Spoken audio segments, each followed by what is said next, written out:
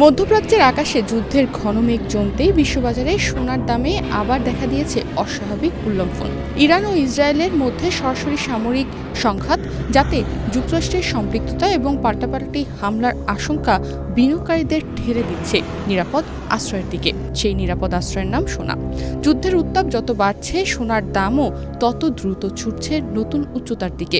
সর্বশেষ স্পট মার্কেটে সোনার দাম আউন্স প্রতি $5,278 ছাড়িয়ে গেছে।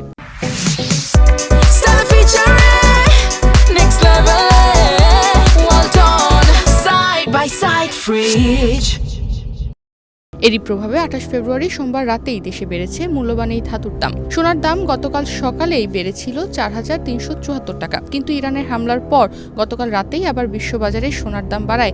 28 ফেব্রুয়ারি সোমবার রাতেই দেশের বাজারে সোনার দাম আবার $3,266 টাকা বাড়িয়েছে বাংলাদেশ জুয়েলার্স অ্যাসোসিয়েশন বাজুস। সোনার সঙ্গে রূপার দামও এই সময় বাড়ানো হয়েছে।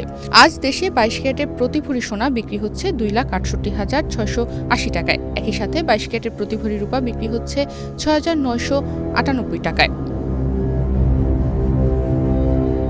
বিশ্লেষকদের মতে এই দাম বৃদ্ধির পেছনে মূল চালিকা শক্তি হলো অনিশ্চয়তা।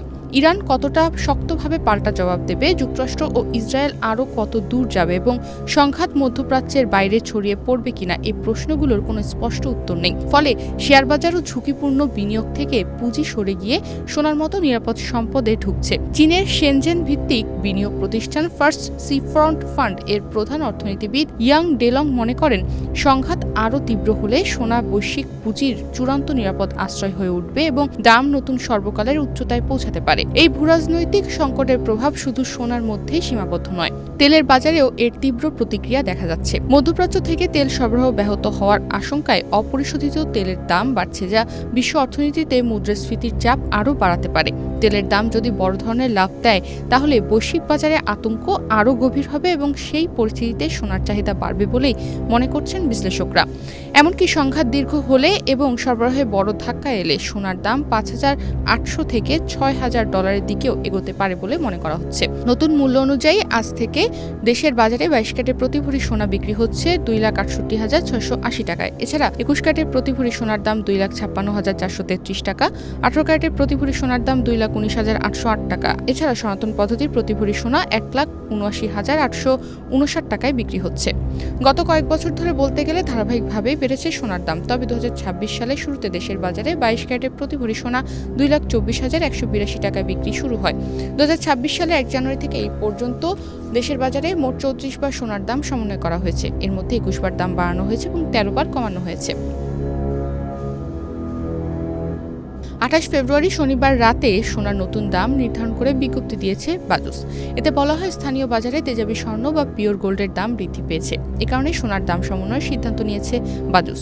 সেই সঙ্গে সরকার নির্ধারিত 5% ভ্যাট ও বাজুস নির্ধারিত ন্যূনতম 6% মজুরি যুক্ত হবে। আবার গহনার ডিজাইন ও মানভেদে মজুরিতে তারতম্য হতে পারে। গতকাল দেশে 22 ক্যারেটের প্রতি ভরি সোনা বিক্রি হচ্ছিল $2,65,414 টাকায়। এছাড়া 21 ক্যারেটের প্রতি ভরি সোনা $2,53,342 টাকায়, 18 ক্যারেটের প্রতি ভরি সোনা $2,17,125 টাকায় আর সনাতন পদ্ধতির প্রতি ভরি সোনা $1,77,701 টাকায় বিক্রি হচ্ছিল। মধ্যপ্রাচ্যে ইরান ইসরায়েলের যুদ্ধের উত্তেজনা শুধু বিশ্ববাজারেই নয়, এর প্রভাব সরাসরি পড়ছে বাংলাদেশের অর্থনীতিতেও। আন্তর্জাতিক বাজারে সোনার দাম দ্রুত বাড়ায় দেশের বাজারেও তাৎক্ষণিকভাবে এর প্রতিফলন দেখা যাচ্ছে।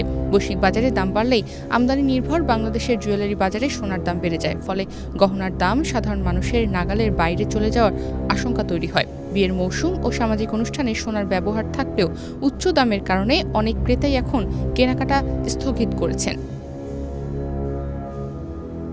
তনিমা রহমান, বাংলাদেশ প্রতিদিন।